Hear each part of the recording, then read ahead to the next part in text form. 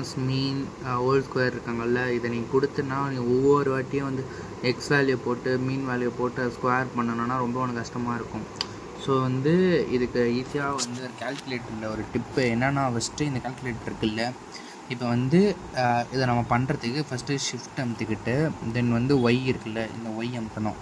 Sorry shift கிடையாது, alpha Y அமுத்திட்டு அதுக்கப்புறம் வந்து ஈக்குவல்ஸ் பண்ணிடணும். அதுக்கப்புறம் வந்து ஓப்பன் ப்ராக்கெட் பண்ணிட்டு X minus mean the whole square பண்ணுறதுக்கு தான் சொல்கிறேன், ஓகேவா.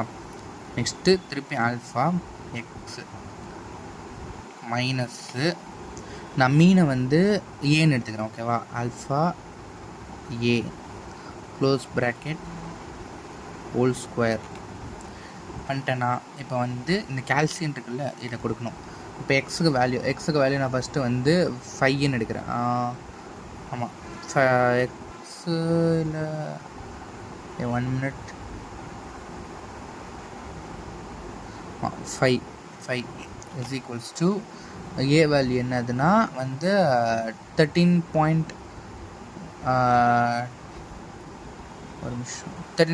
எடுக்கிறேன். 13.26.